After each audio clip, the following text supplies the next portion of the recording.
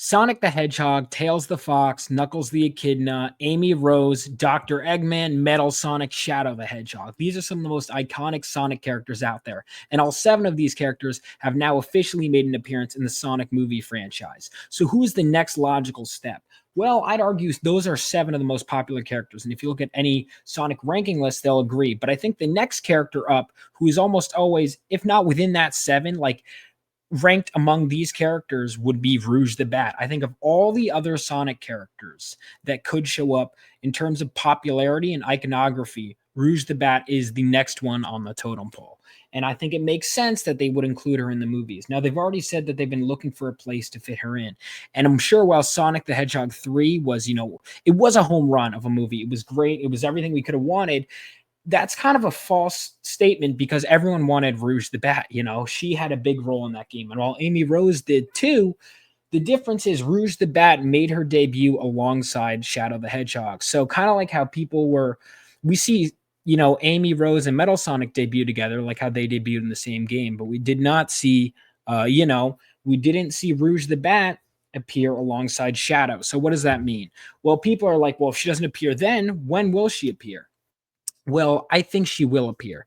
However, I'm going to say right off the bat that, well, I've theorized and I've gone back and forth on this and that, and my theories are constantly changing. I do not think that Rouge the Bat will appear in Sonic the Hedgehog 4. And if she does, it will be in a post-credits scene. So where does that leave us? Well, I think there's a number of possibilities, and I could go more in depth in the future, but I think we need to examine the character of Rouge and who she's connected with and where she comes from a story standpoint to better understand when she'll first appear.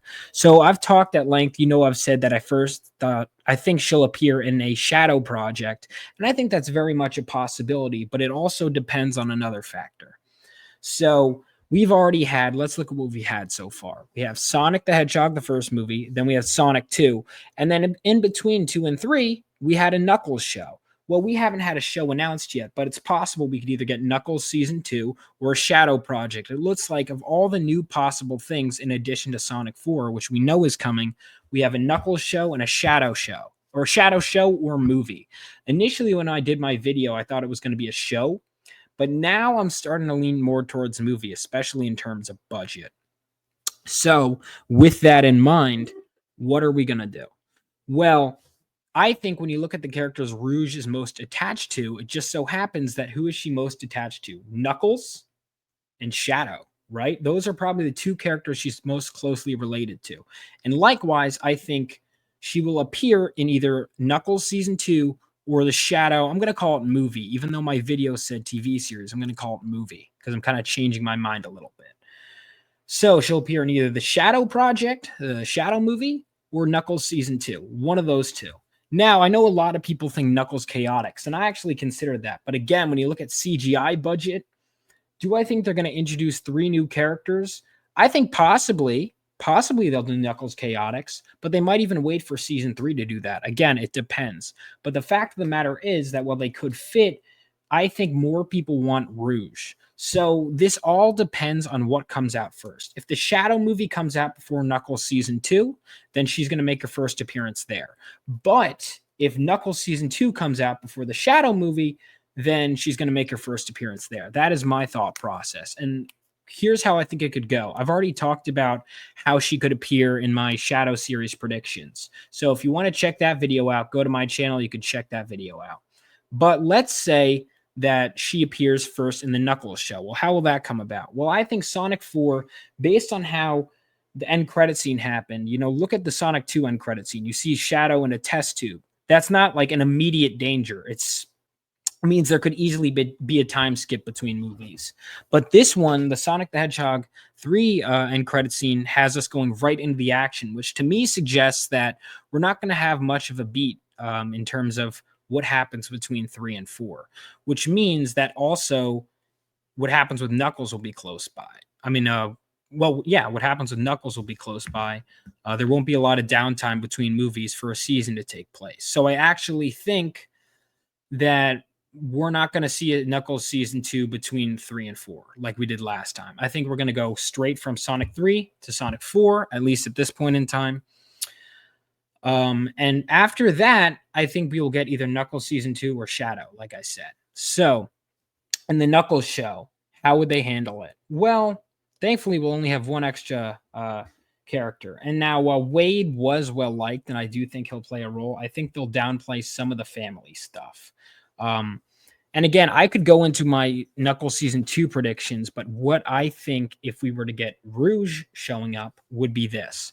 I think Rouge would basically be on the hunt for the Chaos Emeralds. Let's think back to her first appearance with Knuckles, right? Her first appearance with Knuckles has them both fighting over the Master Emerald, and the shards are split up. So their gameplay is basically the same or very similar, and they're both searching for shards of the Chaos Emeralds. I think we'll see something similar in the Knuckles show, wherein Rouge, of course, she appears as a jewel thief, but she was secretly sent by either Gun or a corrupt portion of Gun, like the people that were hunting down Knuckles in Knuckles season 1. So those guys could have hired Rouge, actually. They already established that they have dimensional portals that they can have access to with the rings. Who's to say that they're not working with Rouge?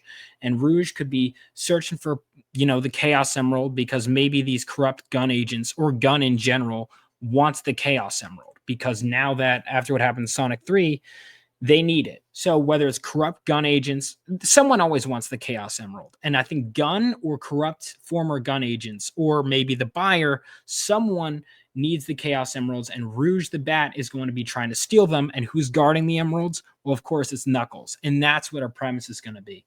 And so Rouge is going to be constantly flirting with Knuckles, whatever, while also driving him crazy. And ultimately, she will have a change of heart and side with Knuckles, but she won't be part of the main Sonic crew. She'll kind of fly off her own way, and then we'll see her again with Shadow. Or maybe she'll even turn in these corrupt Gun agents and reveal, hey, I was actually working with the real Gun. I was a double agent. There's multiple ways you could go with it.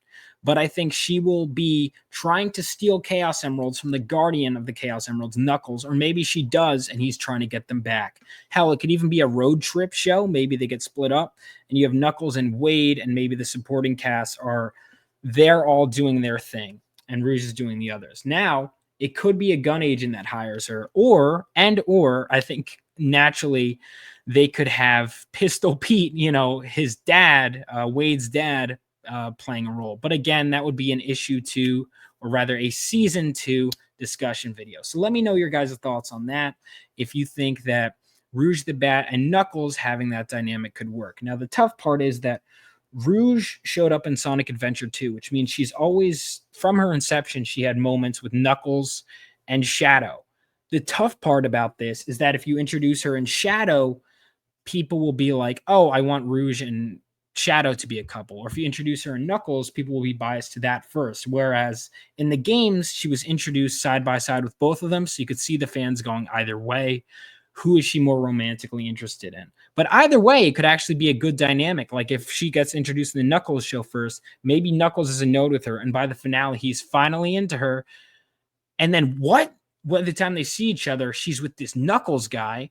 And I don't think that Rouge would meet the Sonic and Team Sonic until Sonic 5, which I actually think that, the more I think about it, will take from Heroes a bit.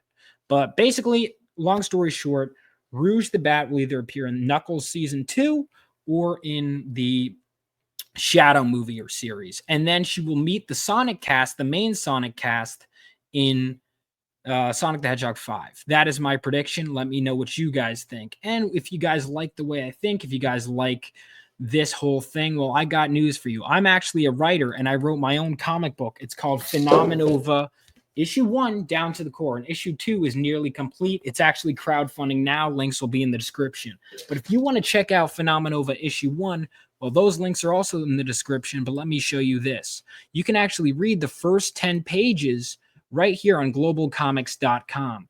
And if you're interested in that, you can buy a digital PDF for just $5, or you can go to my website, which it links off right from here, and buy a physical copy yourself. So Phenomenova Issue 1 is a superhero story set 20 years after World War III and follows the idealistic son of a war hero who strikes out to become a superhero inspired by his father's bravery. So in my world, superheroes fought during World War III. So if that sounds interesting to you, definitely make sure to check it out. But otherwise, thank you guys so much for watching this video, and I hope to see you in the next one. Peace out, and let me know what you think, and let me know if there's anything else you want me to talk about. See you guys. Have a good one.